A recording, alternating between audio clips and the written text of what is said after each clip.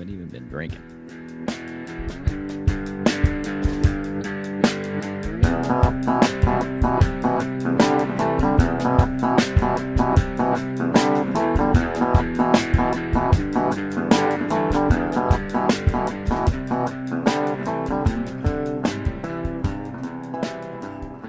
Welcome to So There I Was, which is how every great aviation story starts. This is episode 12, title One Hook on the Wheel.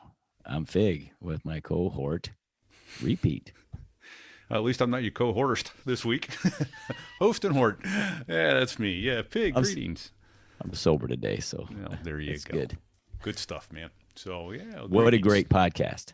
This was a fun show to do. We reconnected with a old buddy of ours who we flew Harriers with, OB. And OB talks about how he got into aviation and working at a local FBO and how that didn't go so well one day. Crashed the big man's plane. Yeah. I'm glad I wasn't him. That would have sucked. And then he talked about a lot of friends we had in this community that gave their all in service to the country and to their fellow Marines. And then he went into his unique story. OB survived a horrific crash and wound up being very inspirational. He talks about what he's been through and how he has survived and thrived. So sit back, relax, and enjoy the show. And before we start, just a quick thank you to all our friends over at MacGeekGab.com, particularly Dave Hamilton, who's given me the technical expertise and the help putting the show on the air so you can listen to it. If you're at all into Macintosh computers, Apple iWatch, Apple Watch, iPhone, iPad, anything Apple and anything technical, then give MacGeekGab a listen. The MacGeekGab podcast, wherever you listen to your podcasts. Enjoy.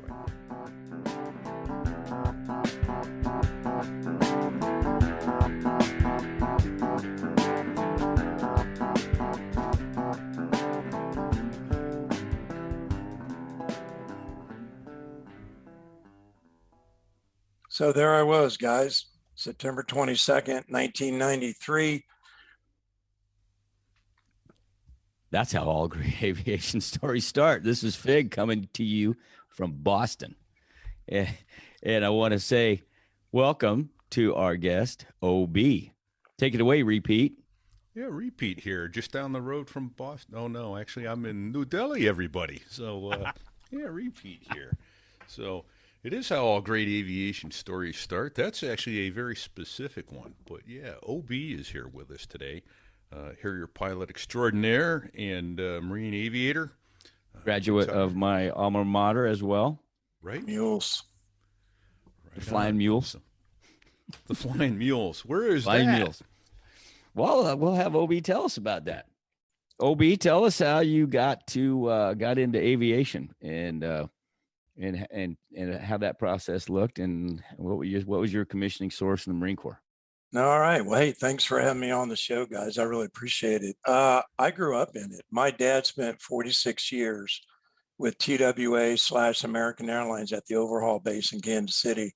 So as a small boy, we were going to air shows. We were going to new equipment arrivals at the hangar and walking around brand new 707s, 727s, and 747s. It was pretty awesome. So I got the bug early on from my dad, and he worked in management as a material specialist, parts and everything. So he dealt with Pratt and Whitney, Rolls-Royce, all the vendors that provided all the parts and engines for the aircraft. And so I kind of grew up in it. And then when I was a teenager in high school, I got a job at the downtown airport in Kansas City, mowing grass after I got my driver's license. And then when I turned 18, my brother, said, hey, okay, start driving a fuel truck, refueling airplanes and everything, and towing them, parking them, stacking hangars. So I was doing all that stuff and I always loved flying. Always wanted to be a pilot, specifically a fighter pilot, and fly something with weapons and guns. So in the summer, right out of high school in 1983, I was in boot camp in San Diego, graduated there, and then I went to basic supply training at Camp Lejeune for a couple of months. I was there during the Beirut bombing in '83. Came back home, and I was part of the Marine Corps headquarters, 24th Marines, right there in downtown Kansas City. I was a reservist with them. And then back to my old job, me and a buddy gassing up airplanes at the airport, and I was paying $37 an hour for flying lessons. That was tight too, wasn't it? It was tight then, but man, it's cheap now. I'd love to have that. $25 an hour wet. I was like, holy cow! Yeah, for the without airplane, the instructor. Isn't that crazy? What airplane those are the days. Was it a 172? It was a Cessna 152. 150. Yeah. Okay.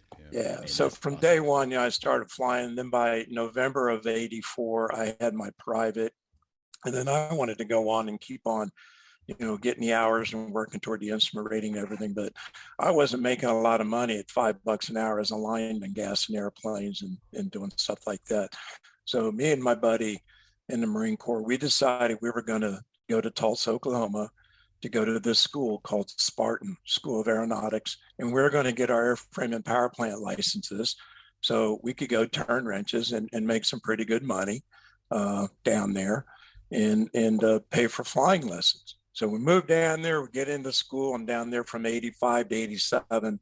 I land a job with one of the majors, basically as a baggage handler and loading, cargo push out and all that stuff. Was that in Tulsa? Yeah, it was in Tulsa. Okay. Yeah, one of the majors down there.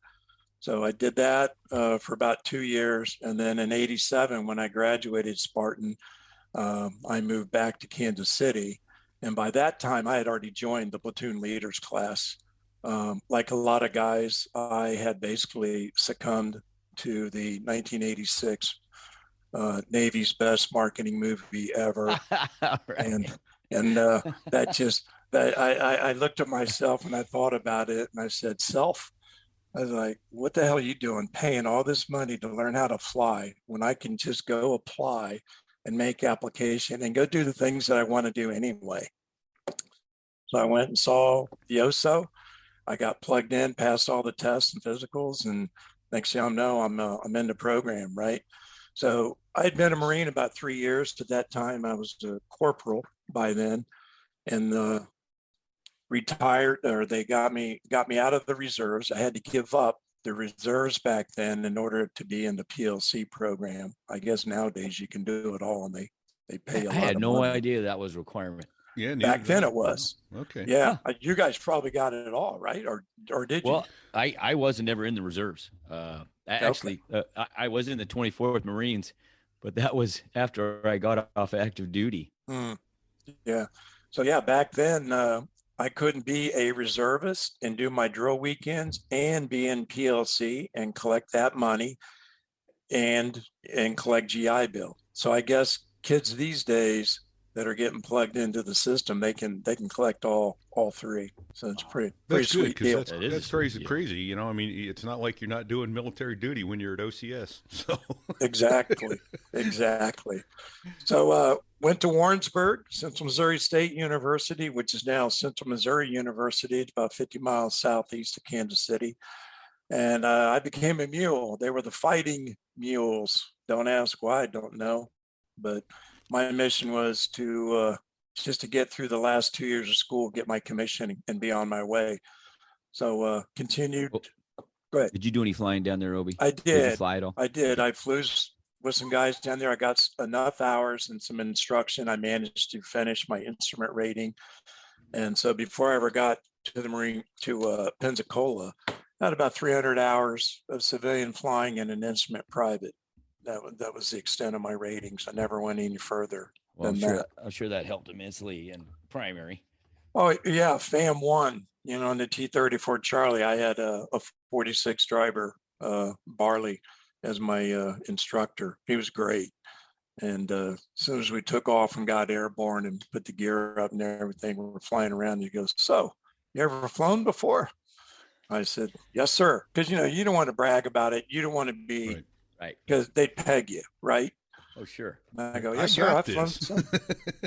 And He goes, well, it shows you're doing really good holding altitude, heading, all this other stuff. And I go, thank you, sir. He goes, how many hours you got?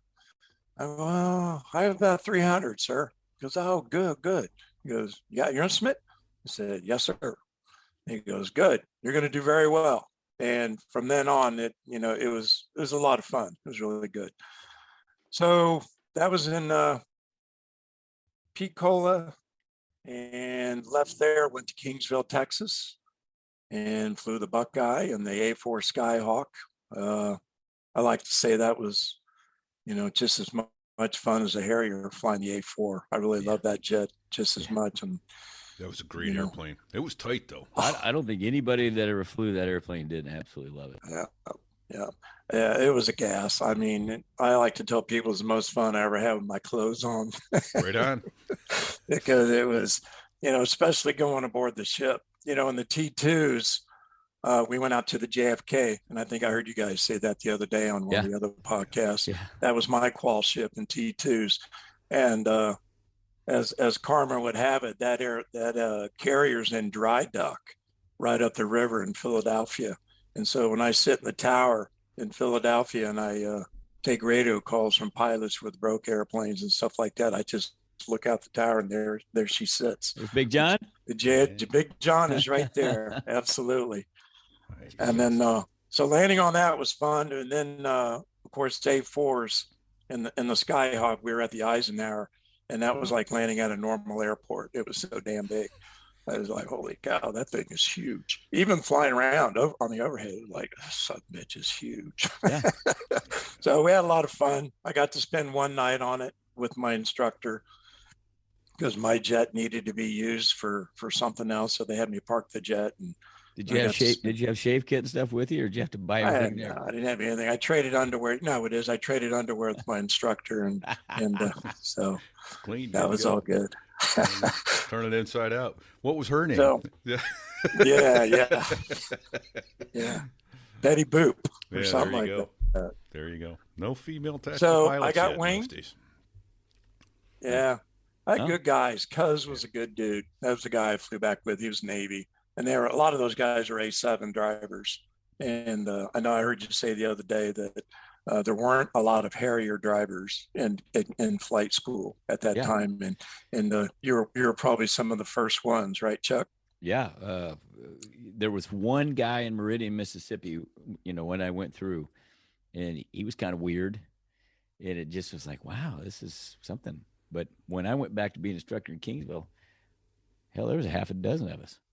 Yeah, it was awesome. That's a good thing. That's a good thing. So winged in July of 92, 30 years ago. Wow, there's a thought. Yeah, isn't that wild? Where the hell that time go? Yeah. And then I showed up in September of 92, reported to 203, and I will never forget this. Fig, you'd already left, so you're probably already on your way to Kingsville. Oh no! In September of 92, we were Westpacked. VMA 223 was Westpacked. We went there in May of 92, and we got the guys like me got back in December of 92. Okay. Yeah. Okay. So I don't want to use names, but George Acosta. Yes. Yep. Flew in the water, and was he in your class? No, he was ahead of me. Okay. Way ahead of me. I think, he, I don't even know if that was a 203 accident or if that was a 231 accident. I don't recall. But what I do recall is walking by the hangar. It was a 231. Was it? Yeah. Okay. So. Yeah. But I walk by the hangar and the doors are open, and I look over, and I've got my orders in hands, and I'm in uniform and everything. And I look over, and there's a Harrier in a million pieces all scattered on the hangar floor.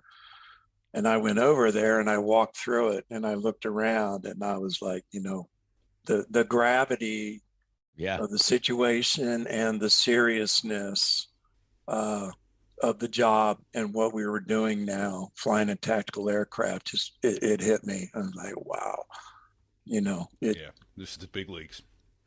Well, and I had heard about it in Kingsville that there was a Harrier crash right after I got winged, and but to see it with the parts everywhere.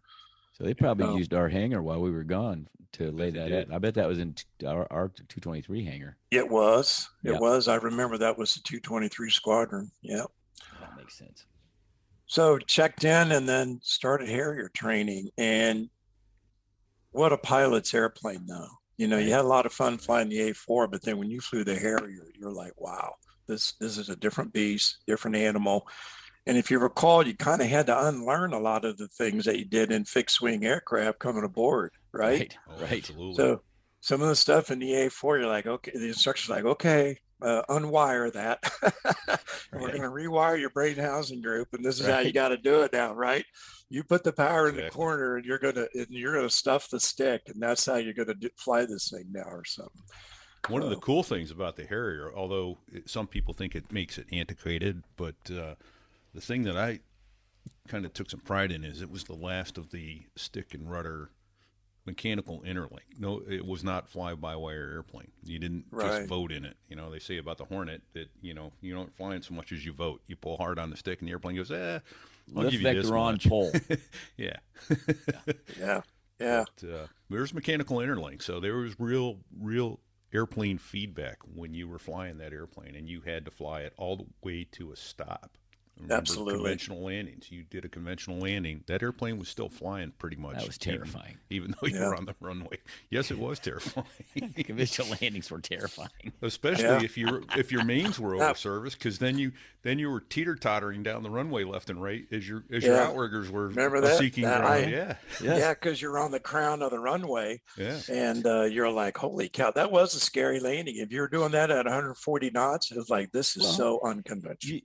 Do you remember? So I got two of you here, and well, there's three of us, and I'm going to just incriminate myself that there was, for doing a conventional landing, you had to lock the flaps in like cruise, so they wouldn't move when you move the nozzles. Do you remember that? Yes. Well, you weren't in V-stall flaps. You couldn't have them in stall flaps. You had to have them in either auto. I think they were in auto, but they wouldn't. So they wouldn't go more than 25 degrees down. You forgot. You were getting airborne.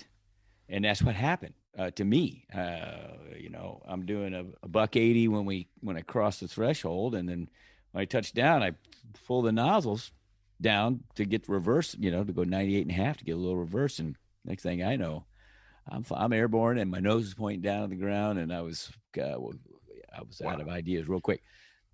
Put the throttle back in, went around. And thought, okay, I'm never going to do that again. And I never forgot again. But did you guys ever forget to set the flaps properly on a conventional landing? Never did that. I don't know if you kept them in auto or normal. I feel like you locked them in. I don't remember the setting now, except I knew it had to not be stow flaps, because then they'd program to 50 degrees. And which is exactly knock wood, I never did it when I was in the fleet. Never did it when I was a student at the RAG, and I'm checking out in the as an instructor, and I go out with Pee Wee, and we're coming around and we're doing a conventional landing, and we're on right base to 3-2 left there at Cherry Point, and I'm rolling into the groove, and we get to about 50 feet. He goes, "All right, take it around, go around." So go around, and like, what's going on? He goes, "You fucking with me?" Like, what do you mean? To see if you really realize your flaps were in auto. Look at your flap switch. I'm like, holy shit. Oh. He goes, whoa. Yeah. I go, oh, man. I figured I was going to have to do that hop over again with him to I go, tell him, hey, nice catch. I was seeing if you were going to catch it. See if you're going to catch it. That's right. He thought I was screwing with him, because he's like, he's not forgetting. Dude, he's just sitting there watching it the whole time. It was conventional landing was terrifying. Oh yeah. You had to request. Did you request the jog?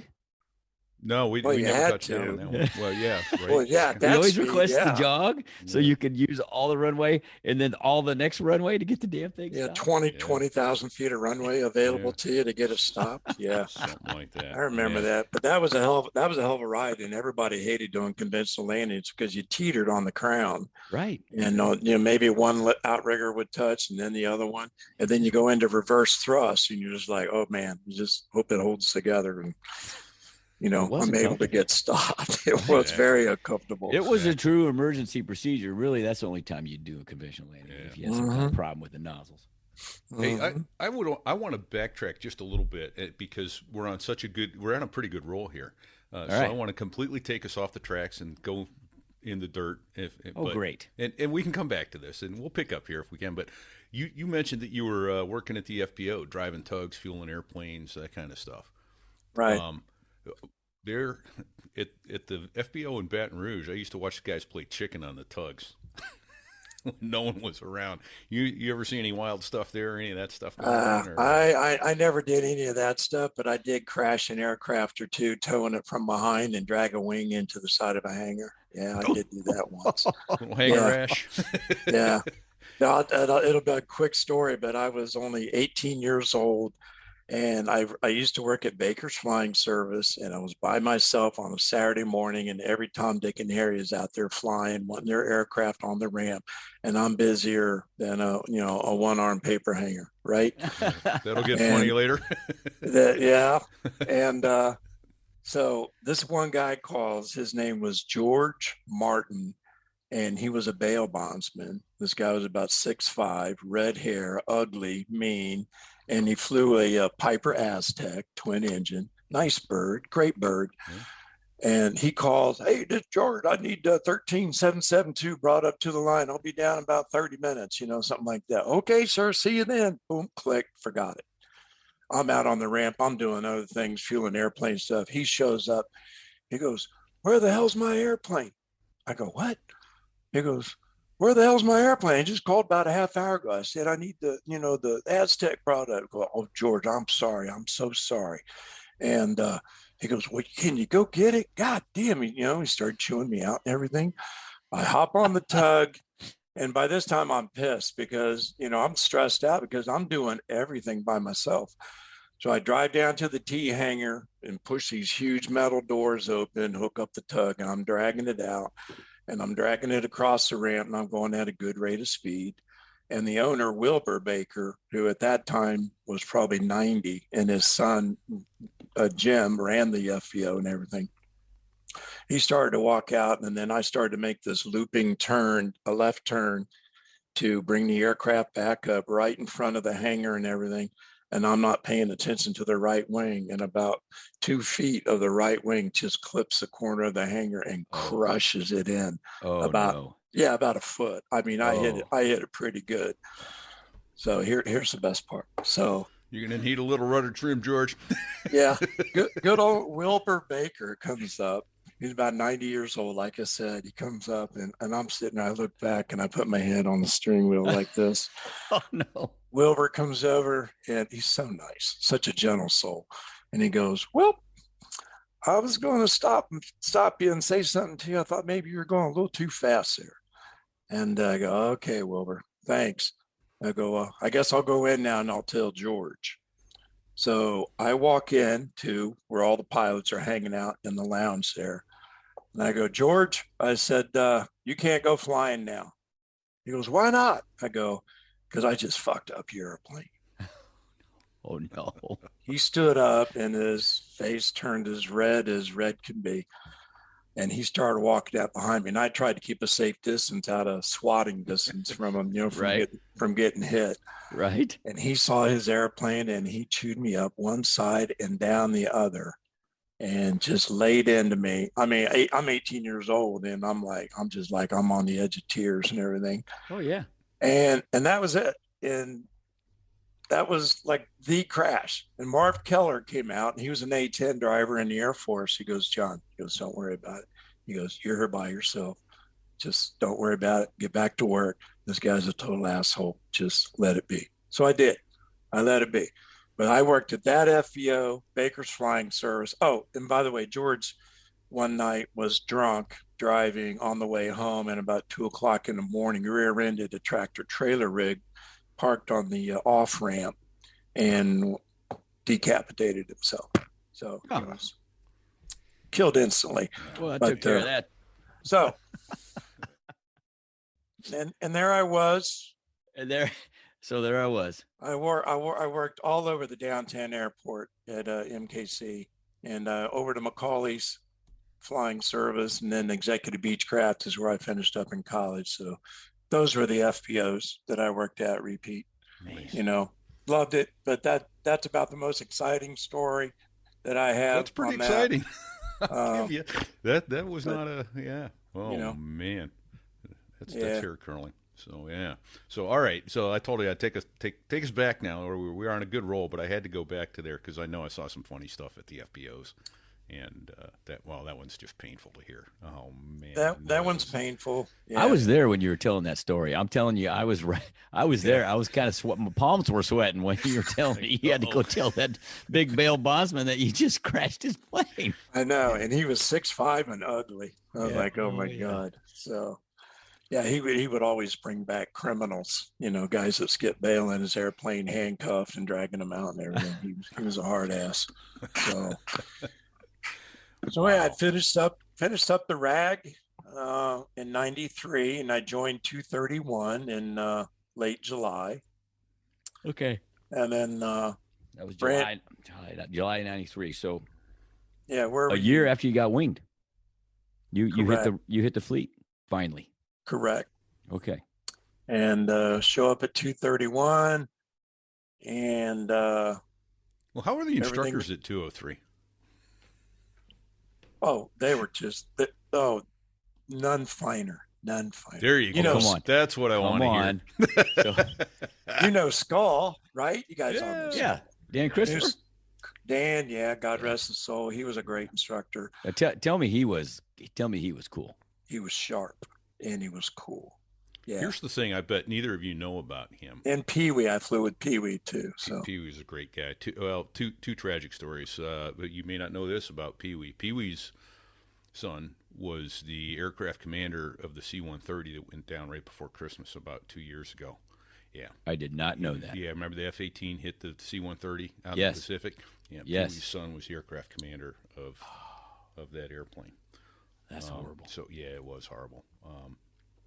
Because fine Yeah. gentlemen, and I remember them as young men. But then, and then the thing about Skull, and of course we lost Skull. Geez, I think it was 3 years ago now. that's when I ran into you in DC. Yeah, we went to his memorial at Arlington National Cemetery. But he passed of colon cancer at like 54 or 55 years old. Skull was the #1 graduate of his TBS class. Really? Always ran a 300 PFT. He was so atypical of that guy, though. Remember, that was always, we ever play spring butt bingo at TBS? Which one of these morons is going to stand? It's time to go, but no, I'm going to stand up and ask a question just to show how smart I am and that kind of thing. Yeah. But Yeah. Skull was never like that. He was always smart. He was always faster. He was on top of stuff, but he never rubbed it in your face. He just sat back and worked his ass off. And Yeah. You're right. And you never knew. He never Well, I was never knew that. an arrogant prick. No, he was amazing.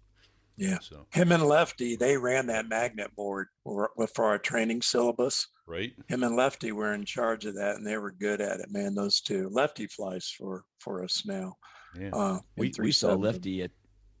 Lefty OB at the reunion in At the Harrier reunion. Yeah. I wish you'd come. Yeah, he looked good.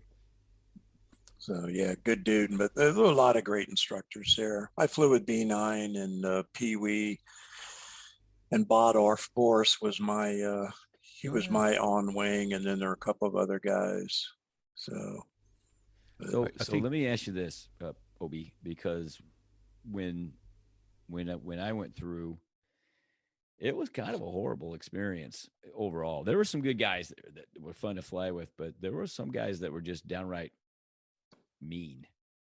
And it was like in the theme was the Harrier community eats its own, right?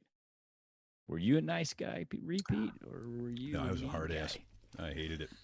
I hated the students, man. I screwed with them at every chance I had. Repeat walks into the ready room. He goes, "My name is Repeat. I am hard, but I am fair." You do a good Arlie Army, He buddy. does. Oh That's my gosh. He was That good. awesome. Pete, I think we flew together a couple times. I'm pretty sure we did. Yeah.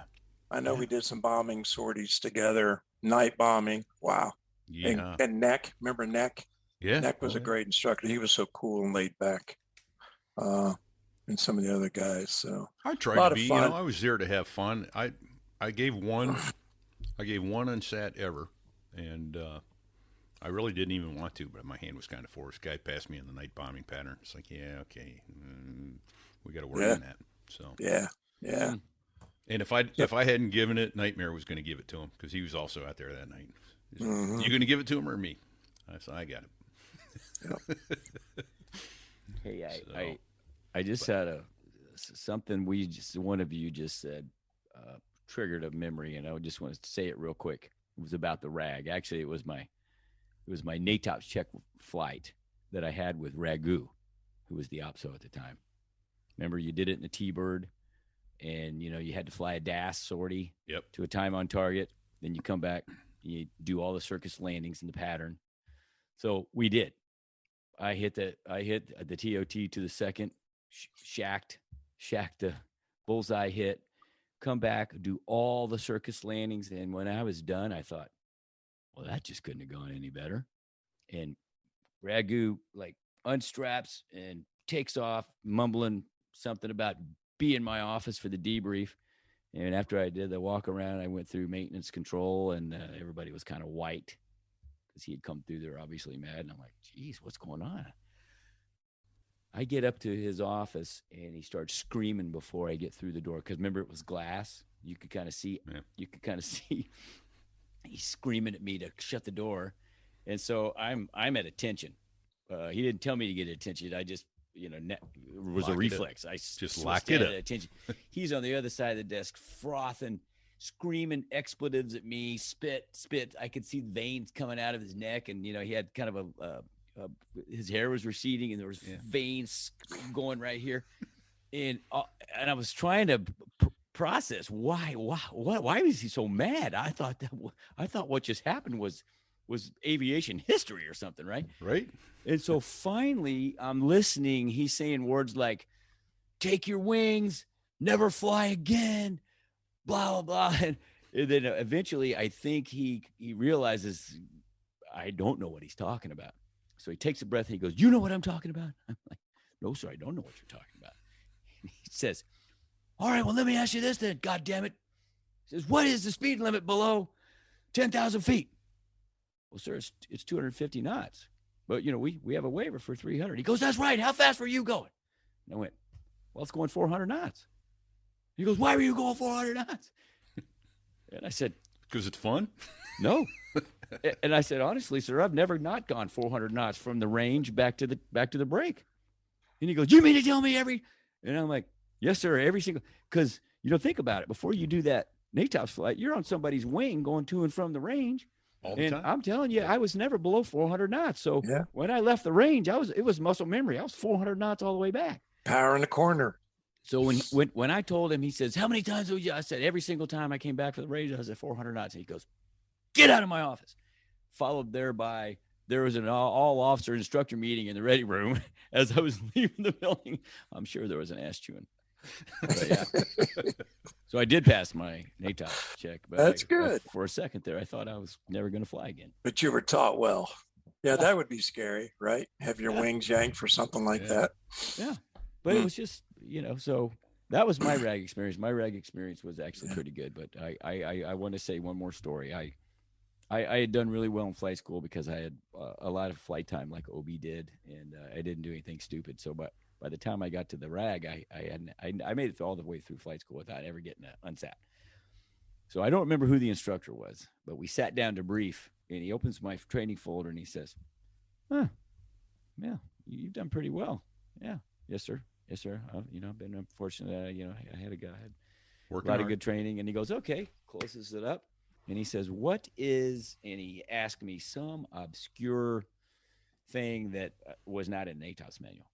And I said, "Well, sir, I'm not sure what that is, but I'll look it up and find out." And he goes, "You don't know what that is? Well, you know what this is? This is a ready room down. We're not flying today." And he picks up his stuff and leaves. And I'm sitting there going, what the hell just happened? I just got it down for what? Yeah. So that was, wow. You haven't had it down yet? Yeah. You got it down now, son. Nice. Take the rest of the day off and think about what a dumbass you are. Welcome. Wow. Welcome to the wanted Harrier to go rag. do something that day instead of fly. So Yeah. he found a way not to. And I actually had a guy, he's at the company I'm at. He actually apologized to me on the jump seat one night. He was one of the rag instructors. He goes, I thought my job was to impress you guys and make you want to be like me. It wasn't until years later I realized that my job was to teach you how to do this the best way you possibly can. So he's a good guy, but he was a prick as an instructor. Call sign? Mad Dog. Yes, I knew that's what you were going to say. I knew it. I knew it. Yeah. Yes, He lives in The New Hampshire with me. reputation precedes him. Oh, Yeah. my gosh. He's a good guy. He lives in New Hampshire with me. Not with me, but same state. It's okay. It's okay. It's okay, Pete. Not that there's anything That's all wrong right. with that. I know. Okay. Right?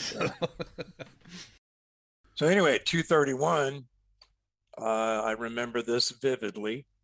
It was about the first or second week of August of 1993, and McDonnell Douglas came to the hangar, and they presented Bull Delaney with his 500 mishap-free hour patch.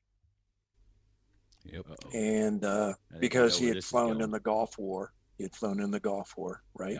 Yeah. And Bull was a pilot's pilot and a man's man, and he kind of came up with some techniques to avoid heat signatures from the missiles and all this other stuff, right? By using the top of the airplane to guard the hot exhaust nozzles and whatever. It kind of reduced the signature a little bit, but he was good at that tactical stuff. So they gave him that patch.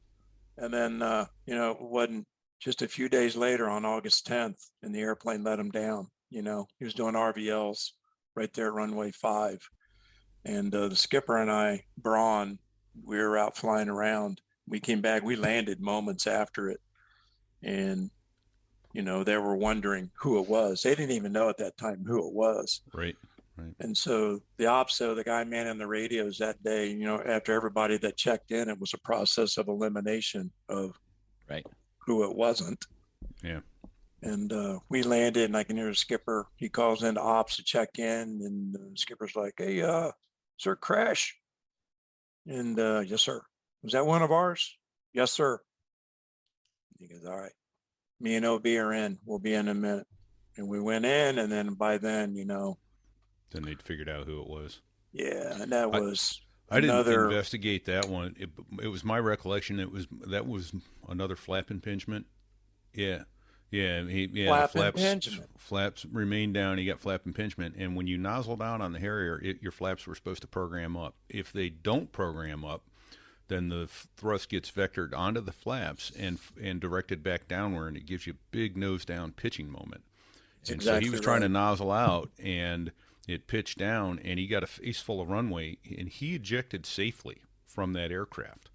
He landed, and I think the doc told me he chipped the bone in his heel, but he had the unfortunate outcome that where he did land was about 5 feet away from where the airplane subsequently landed and then exploded into flames. So yeah, I my best friend, if you ever meet him someday, Fig, my best friend Hatchet out at the training center, and you'll meet him someday. You have to look him up. I'll beep that out.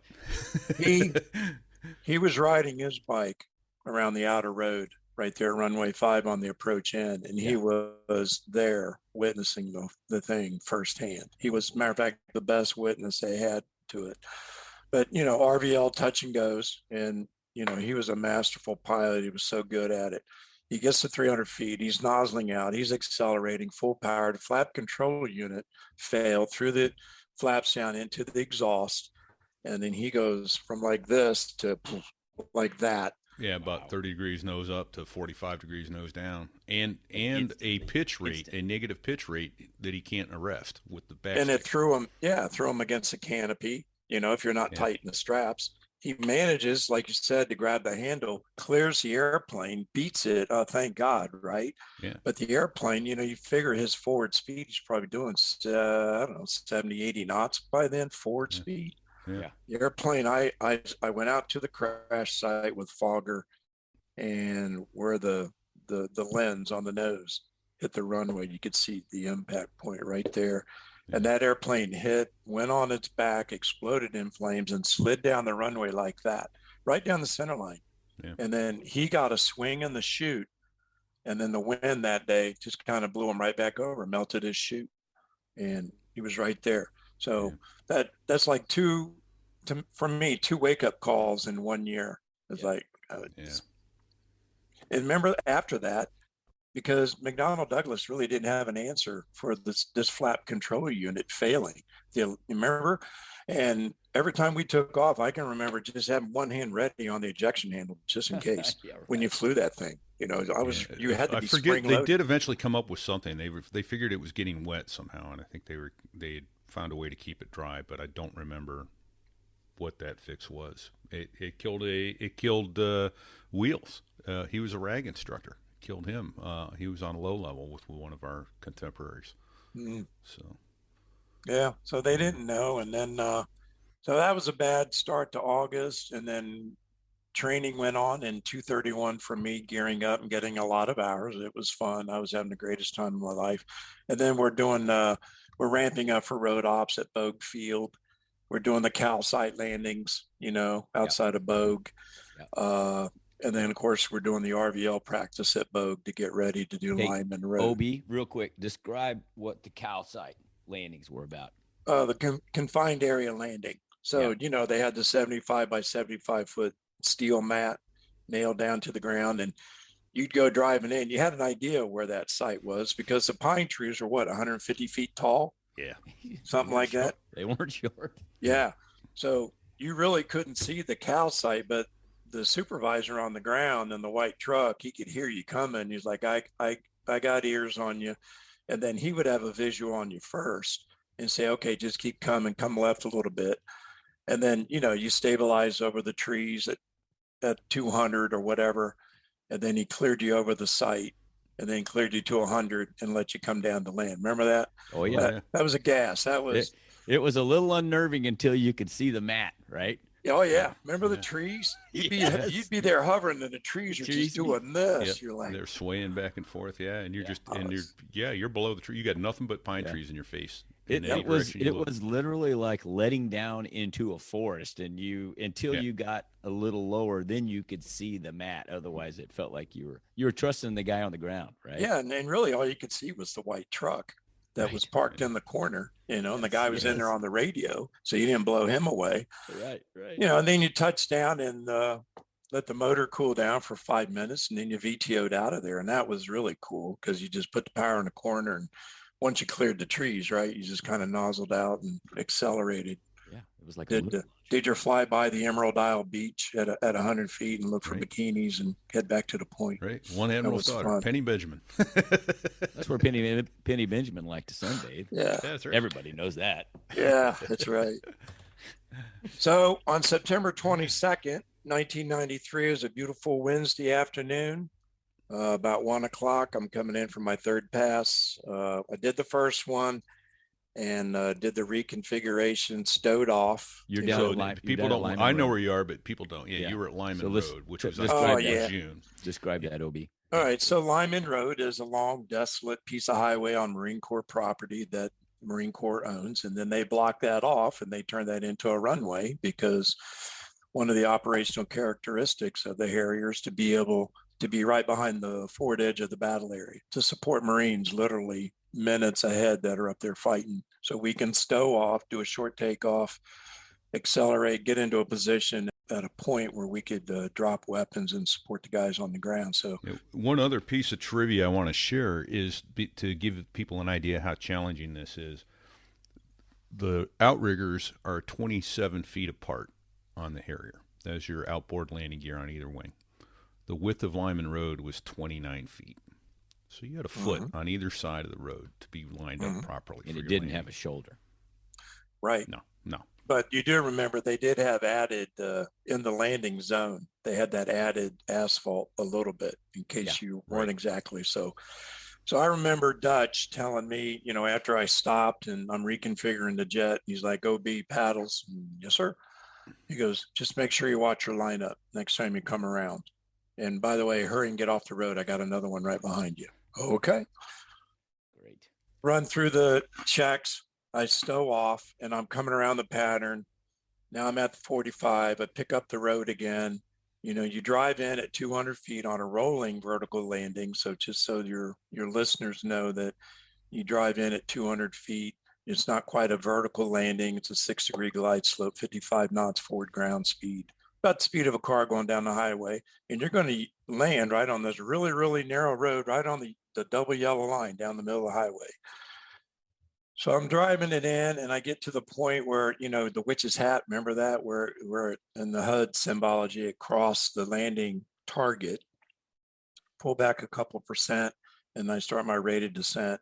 And then when you're landing on the road, it was very similar to landing at the cow site, that you felt like you were getting enveloped by green everywhere, trees everywhere. And really the only thing that was clear ahead of you was the narrow highway off into the distance. Right. Remember that? Right. Yep. So yeah, and again, the trees are kicking up beside you and everything. So you had this false sensation that you really weren't descending as fast as you may perceive. But I had gotten so focused on my lineup when I was coming in, I let my rated descent get out of my scan. So I was at more than double the rated descent or that's necessary to land.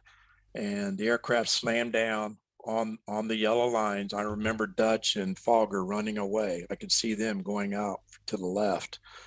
And I hit with such force that my head came down and kind of snapped. And I kind of lost vision. I really couldn't see where I was going. The aircraft came down on the nose gear. And then just like you on your conventional landing, you're like a wheelbarrow, Fig. Yep. Remember that? Yep. Not a good place to be. And then the aircraft starts going off the road. And at that point, I wanted to just get off of the road and get airborne again. So I put the power in the corner, and I forget how many seconds it is for the aircraft to spool up to start regaining. It's about 4 seconds short of an eternity, I think, when you're in that situation. Right. I could be wrong, but it's and it didn't help me. It didn't help me at the last moments. All it did was help me to accelerate. And so I'm going off the road. The nozzles are still down, and I'm very light on the gear, the main gear, and on the nose gear, I'm heavy on it. And the right wing clips a tree, and it pulls me into the tree line further. And then ultimately, the last 2 trees I hit were head on, and they were staggered. So I hit with the nose and the left engine intake simultaneously, and the ejection seat and everything pivoted in the cockpit and basically pinned my left knee up against the DDI, the dashboard. Yeah. And my left arm was pinned, still holding on to the throttle up in the front, and it was wedged under the canopy rail. And I remember my vision coming back just about the time that I saw the trees, and then the canopy. As soon as I hit, or right before I hit, I started to guard my face, to protect myself a little bit, because I knew there was going to be an impact, which ultimately occurred at 37 knots or just over 40 miles an hour. And the canopy shatters in a million pieces. It was just like a ton of hail going over my head, all this glass. And then we came to a stop, and then boom, fuel tank on the left side of the cockpit down underneath had exploded. The engine's still running. Hey, was it at full power, or was it back at idle at that point? Do you remember? By that time, Fig, it probably was spooling up near full power. Oh boy. I don't know, because I don't recall or remember pulling it to idle. A young Marine jumped up on the airplane, on the back of a burning airplane, to pull the engine to shut it off. Wow. And everything. So I don't remember at that point. Yeah, if he slips, he's going down the intake, Yeah, definitely. But he got the motor off. And but before that, crash crew was already rolling. And, repeat, you did the MIR on me in the mishap investigation report. So crash crew said they were already rolling when they saw me hit the ground, because they knew it was going to be bad, because they could see my rated descent from 3,000 feet down the road, and they knew something was going to be up. So they started dousing me with firefighting foam. And for the viewers that don't know, firefighting foam is designed to take oxygen out of the air. So very difficult to breathe when there's no oxygen. So I'm screaming literally for my life, and I'm trying to get away from the airplane, and I can't. And I'm trying to get away from the flames. Yeah. and I'm waving my hand out of the right side of the aircraft like this, screaming. I swatted my mask off of my face because I didn't want it to melt with the fire, Yeah. to my So skin. it was the left side of the aircraft was like just a barbecue, right? Fire. Torched. Yeah. Wow. Exactly. Okay. So the mask is off. I'm screaming, looking for help, and now I'm getting doused with firefighting foam. So I took my right hand and I kind of cupped it over my nose and my mouth so I could at least get a pocket of air where I wasn't ingesting the foam. I didn't want to be Right. sucking in chemical on top of not being able to breathe. And I vividly remember saying to myself, this is it. This is how I'm going to die. Wow. And shortly after that, that's when the Marine jumped up there. They got the foam off of me. They managed to get the fire out. He had the engine shut down. And I undid my helmet, took it off. I threw it outside the airplane. I let out a few expletives. And I was pissed because I just crashed my jet. I was literally pissed. And I was fighting and trying to get out of the airplane. Started undoing my Coke fittings as best I could and everything, but they were so wedged into my hips that I couldn't release. And it never dawned on me to use the cutaway. Remember the handle? You just cut away, cuts everything. It never dawned on me to use that or anything. So now the airplane is surrounded by people looking at me, wanting to know and asking me, hey, OB, are you okay? And I remember saying, yeah, I think I broke my arm and leg. I can't move them. And they're like, okay. And today, I think that's funny when when I think about that. They just witnessed me being trapped in an airplane and burning on fire Yeah. and everything. And then they come up and they ask me if I'm okay. And today, that's funny to me. That's odd to me. Like, okay, Right. just witness this. No, I am not okay. Hey, Obi, are Dumbwit. you okay? No, I'm not okay. What the fuck kind of question is that? Yeah, let's go to the O Club now, right? Hey, So, Obi, you okay? Let's go. so after that, it took about 15 minutes. I couldn't feel my left arm and leg, but they had been burned through the boot, everything, the whole left side, the whole trunk, and my left arm were burned through all the nerve endings and everything. And plus, the human body is so remarkable in protecting us from us. It protects you. Your brain does a great job of protecting you from you. There's some pain that you can endure that you really shouldn't know about, and the brain's smart enough to know to shut down that area. Wow. So I was already in shock, and I didn't feel anything, which is why I thought I broke my arm and leg. Yeah. You were 40% burn victim. Is that about right? 36. Yeah, 36. Okay. Yeah. So. Left arm, left leg. What about your torso, Obi? Torso's all covered in grafted skin, whole left side. Yeah. So I guess it took about 15 minutes to get me out of the airplane. And I cheated death 3 times that day. The first time is I survived burning. The second one, when I go back and I kind of look at some of the photos that I've been privy to see, on the safety vest, always had the flare in the left side pocket. Well, all of the mesh and the nylon mesh around that and everything had all been burned away.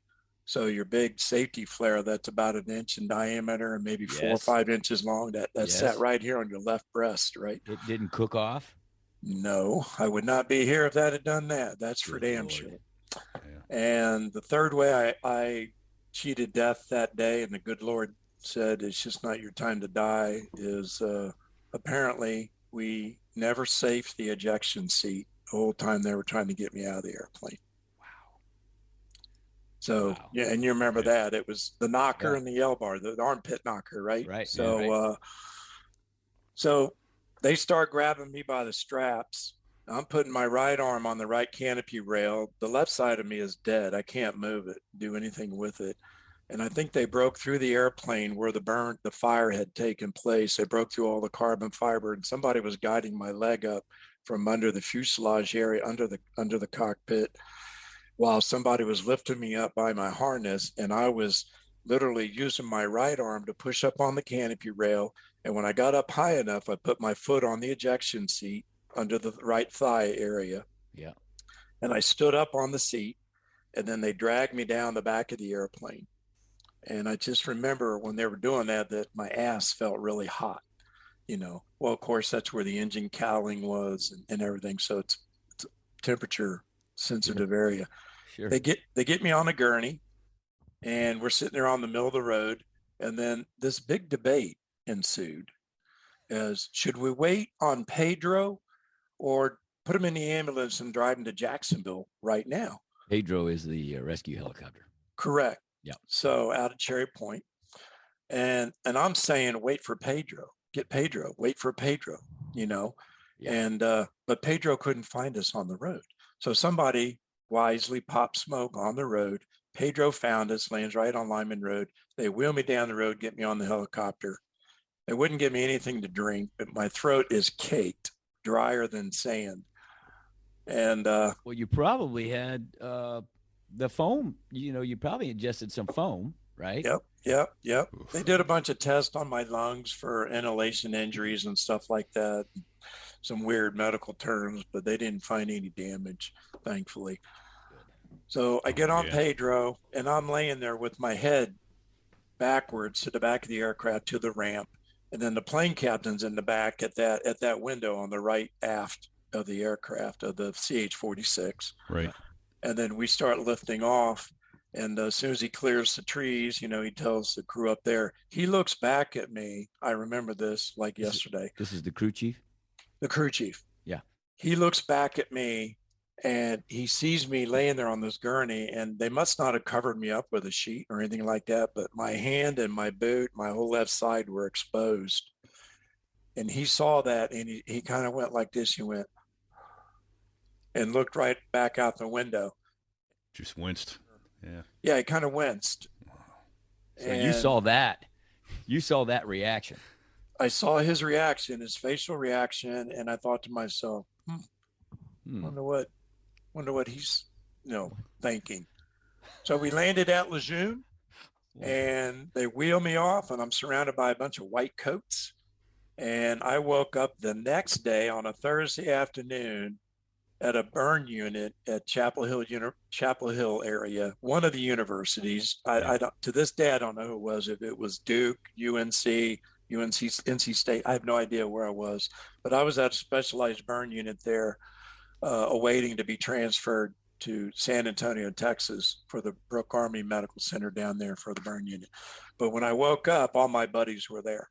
You know, my roommates, a bunch of other Harrier drivers.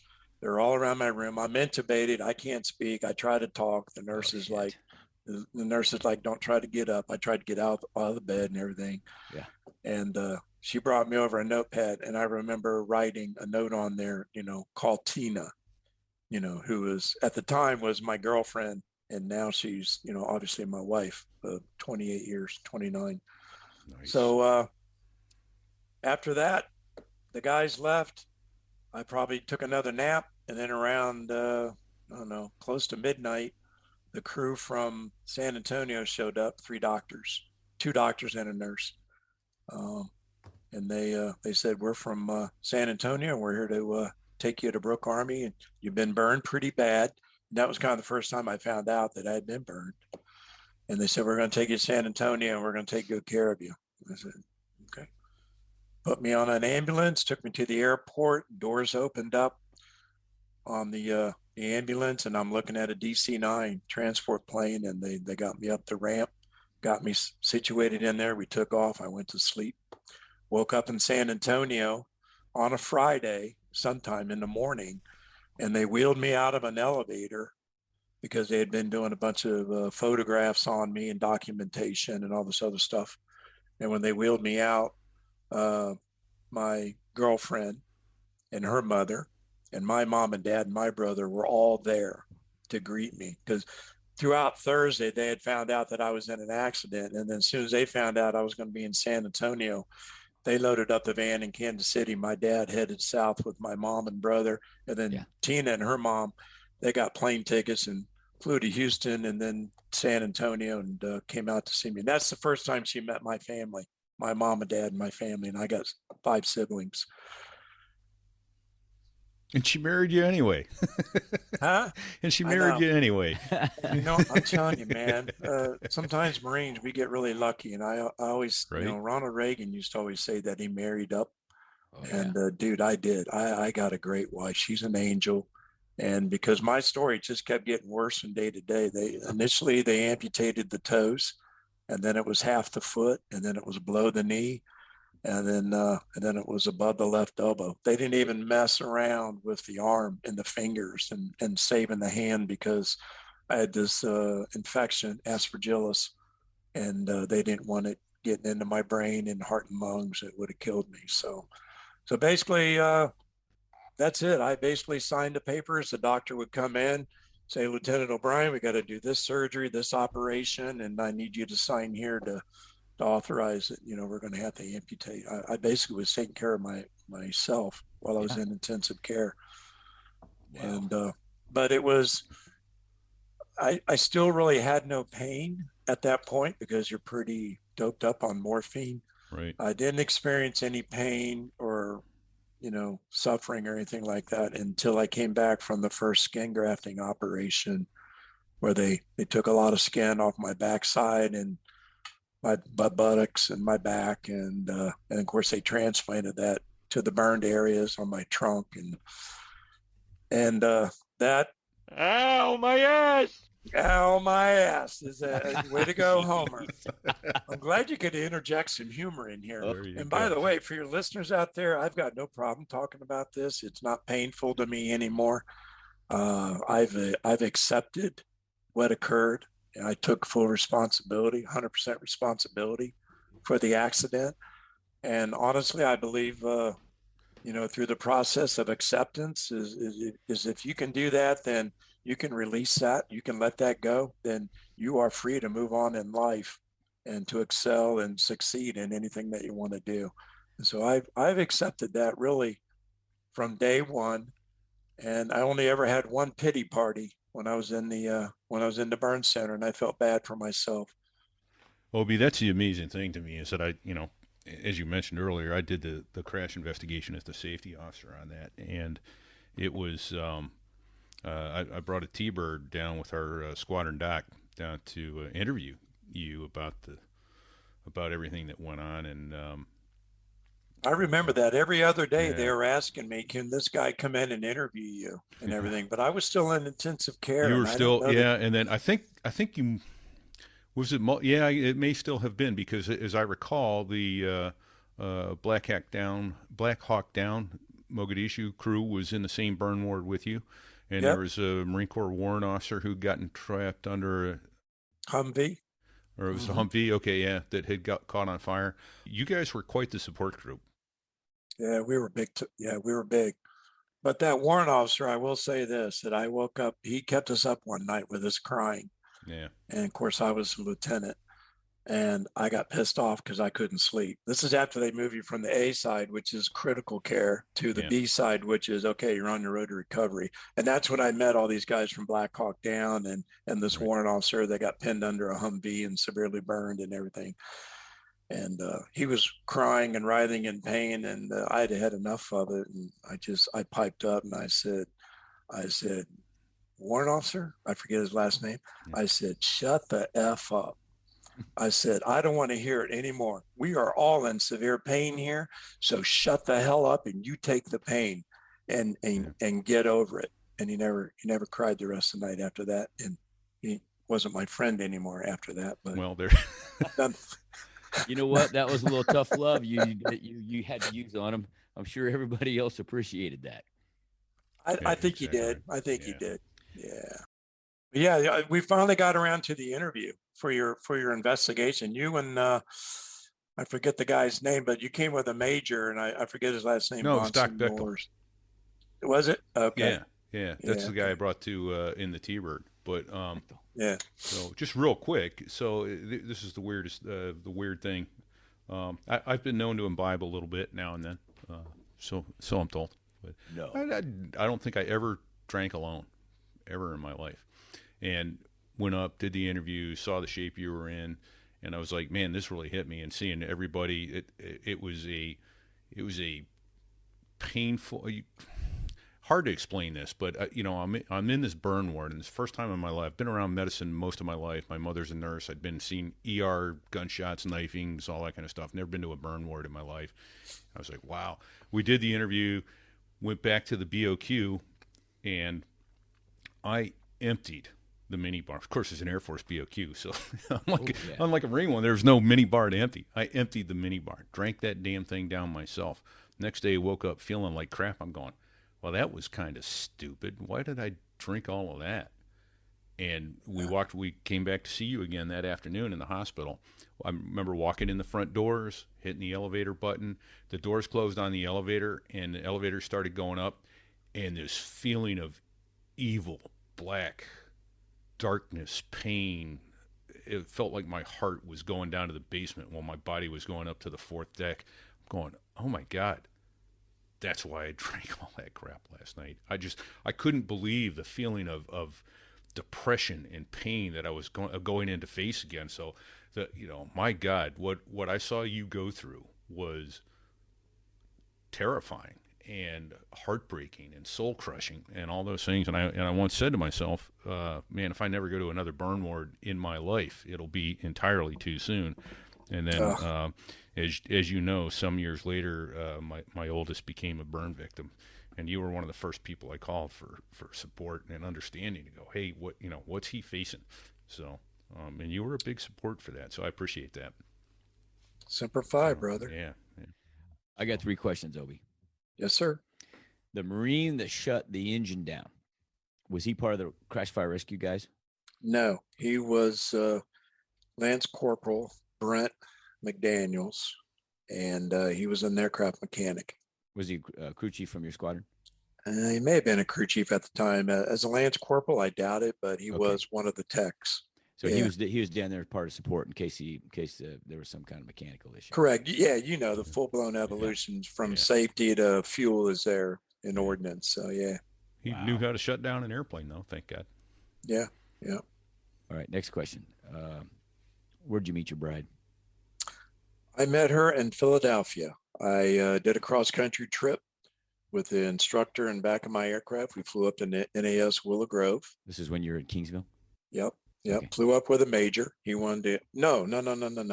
It was when I was in Cherry Point in the Harrier. Okay. So let me rewind to August of '85 when I started at Spartan. Immediately befriended a guy who's a couple years older than me. He's a civilian pilot, flies for United now, or the majors now, a 777, and he's now my brother-in-law. Okay. Yeah, he's now my brother-in-law. But we befriended each other, became very good friends down in Oklahoma. We kind of went our ways in '87 after graduation, and we lost our ways. But in '93, I knew he lived up in the Philly area, so I managed to get in touch with him, and I said, "Hey, we're flying into Willow Grove for an overnight on a weekend in the Harrier. Can you come out and pick me up? I'd love to hang out with you." So he did. Came out and picked me up, and I showed him the airplane and all the gee whiz stuff and everything, and then. At this time, he's flying for DuPont private citations and King Airs down at Newcastle Airport in Delaware. So we went down there, and he showed me his cute little airplanes and stuff like that he was flying. The civilian birds. Yeah, right. And then he took me to the salon that my wife worked at, the family business. The mother, father, the brother, and the 2 sisters, and a sister-in-law. They all worked in the family business at the salon. And he took me around and introduced me to everybody. And he introduced me to my wife, Tina. And I remember shaking her hand and looking into her blue eyes and beautiful earrings and her blonde hair. And I said, "It's nice to meet you." Mm-hmm. And I said, "Nice." Was that? And I said, "Nice earrings." Yeah. Nice. You said nice earrings. I did. What a klutz, right? So I said, "Nice earrings." Yeah. I said, "Nice earrings." And she goes, "Excuse me?" I said, "Those are nice earrings. It's really nice to meet you." And so that night, guys we're so Joey, awkward. Joey and his wife, and Tina and the other sister, Karen, we all went out to a bar that night, and Tina and I just struck up a great conversation, and we connected. I got invited back for 4th of July weekend. This is like late June 18th of '93. So I got invited back for 4th of July weekend of 93. And her father, we went down to the shore, celebrating her dad's birthday, eating a bunch of crabs, drinking beer. And we went out on the Toms River that evening and anchored and watched fireworks. Wow. And if you remember the old show, Love American Style, Yeah. you remember the fireworks going off and all that stuff. Remember that sitcom? Yes. And so that was it. Her and I fell in love right away. And we were in each other's company all of about, we figured out about 14 days, because I went back again after I got out of 203 at the end of July. I had some leave. So I used that and I came up to see her. And then, of course, with Stretch, him and I flew across country up there just after Labor Day weekend in 93. So I got to see her about 14 days. And we were in love. And when I woke up at the burn unit and she was there with her mother, I was like, holy cow. We had to say that she was my fiance in order for her to get in to see me in the critical care unit. There you go. But everything worked out great. And so it was a shotgun wedding. They're the ones still saying here. Yeah. It's more than a shotgun, story. man. It was a 25 millimeter cannon wedding. That's what, you know, so. I love that part of the story. That's the great, it's a great love story, and we're so blessed. I got 3 beautiful daughters now, and it's just, I'm blessed beyond my wildest imagination, guys. I really am. So done a lot of great things. Thank you. What's the third question? You know, I had 2 written down, and the third was right here, and I'm like, I don't need to write it down. And right now, I got so wrapped up in listening to that story, I can't remember what it was. That's awesome.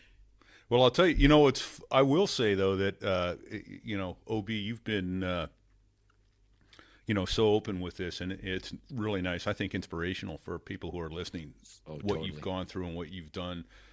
You sacrificed a lot in service to your country, and you've got such a grace about it. It's really impressive. And in fact, one of the things I'll share that you said to me the other day, when we were texting back and forth, we were calling back and forth, and the damn phone call kept dropping. 3-4 times it dropped, and we finally got the phone call established. And he goes, "Well, you know what it's like riding down the road, one hook on the steering wheel, and and the phone won't connect." And trying to dial, yeah. So try to dial, yeah. So it's all I good, don't know what it's like with one hook on the steering wheel, but God bless you. Yeah, amazing. And the amazing thing, when I was in that burn center, there were victims in there, civilian victims. They didn't have any family that came to visit them. That's rough. And that was sad. It was really sad. There were babies in there crying in the middle of the night that were burned. There were infants in there, just like yours. And I think probably one of the most horrendous injuries, just because of the enduring pain of it. That's not an injury that heals quickly. Not like a it's not, but you do once you're through it and done with it. And like I said at the beginning, I accepted it. This is my life now, and I need to move on. And that's like a huge wet blanket off of you. It's a big release. I had my pity party where I felt sorry for myself, and this major at the burn unit, who was basically the liaison officer for my family to get them set up in the Fisher House, McDonald House, and all that. The guy came over on a Saturday, broke off from watching college football, and he came over there and sat in the intensive care, and he was covered up. The only thing I could see were his eyes and his eyebrows, and the rest was covered up with surgery garb. And he had the sweatiest eyeballs I'd ever seen in a Marine. But he sat there and he let me cuss up one side and down the other, and feel sorry for myself for 30 minutes and just let me get it out. And all he did was sit there and cry and hold my hand. He didn't say a word until the very end. And he's like, "Okay, Marine, what are you going to do now? Let's suck it up and let's start moving forward." And I did from that point on. So wherever that major is in the world today, he's a gift. He actually came to our wedding in 94, a year later. So awesome. We invited him up, and life's been good, guys. Oh, that's awesome. There's no limits. I do everything that normal two-handed and two-legged people do. I ran Marine Corps in 2010, 2011. A great marathon. I Okay, just had a blast I doing have it. to argue with you there. No, you don't do what other people do. Fig, you ever run a Marine Corps marathon? Not one time ever. Yeah, me neither. So you need to run it one more You time. So all three disgusting of us fat have each bodies. You disgusting fan. Have another jelly donut. Especially Especially you pilot types. Okay, Absolutely love it. I know what the third question was. There you go. So Roll in. time frame, Obi. How long were you in? So just give me a time frame. I mean, how long from the time you got to Houston until walked out and weren't a patient anymore? Okay, so arrival September 24th at Fort Sam Houston Brooke Army Medical Center in San Antonio. That was September 24th, and on December 14th, they put me on an airplane and flew me to Andrews Air Force Base, and then I checked into Walter Reed Army Medical Center. And then I was in and out all over the weekends. The family, my brother-in-law now, he would drive down every Friday night, pick me up at Walter Reed in DC, and bring me back up here to Philadelphia to be with Tina and her family. And then on Monday mornings, we would go back to Walter Reed. So, and I was really finished with Walter Reed around probably June of '94, because by then I had already been fitted with some prosthetics, the arm, learned to use the arm, learned to trust the leg. That was really scary. Yeah. Learning to trust this piece of titanium, which now is all carbon fiber. But once I got used to the process and adapted, I stayed pretty healthy and never really had a need to go back to the hospital other than slipping and breaking bones and stuff like that. Oh. Wow. Thank you for that. Yeah. That's So- what a great story. I really appreciate you sharing that. I've been blessed, brother. I knew Well, some America's details. blessed by people like you willing to serve and handling these sort of things with the grace that which you do. You're an inspiration to others. Let me ask a question of you guys. Sure. How many Harrier pilots have you known that have been killed? I lost count. Well, Okay. there were three guys from my TBS class that died. One was in our squadron. Repeat. Yep. Biscuit. Yep. And then J.J. Smith. Right. He was in BMA 214. And then Rip. Okay. Oh, yeah. Yeah. He was a Kansas City guy too. That's So right. that was three guys. Oh, really? That was three guys out of 9 guys from my TBS class that got Harriers. 33%. Yeah. Wow. And then of course I knew. Let's see. Well, I knew Bull. I didn't know him real well, but I knew him. And, he was one of the guys I looked up to because he was a desert storm guy. He's a tactician. Yeah. Yeah. I'm sure I'm missing some other ones there. Here's what I'm not gonna. I could probably name about 3 or 4, but in the interest of not hurting some feelings, like somebody, because I truly lost count. I could name 3 or 4 like that, and then I'm gonna leave somebody out. Yeah. And I don't want to do that because each one of them gave something to us and gave everything for us. Now, how many of you known that have survived accidents and lived to tell about it, or ejections? Yeah, well, quite a few of those guys too, right? Yeah. I mean, there's many more. Luke half was a on the dozen show I with can us. name off Luke the- was 2 mishaps. One was not even close to being fatal. The other one could have gone badly, very quickly.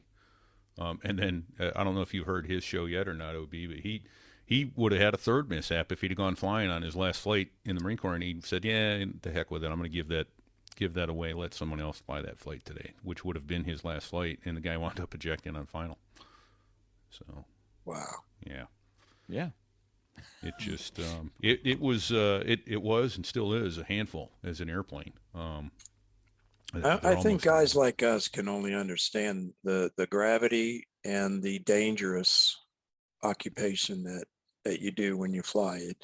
You can't take anything for granted.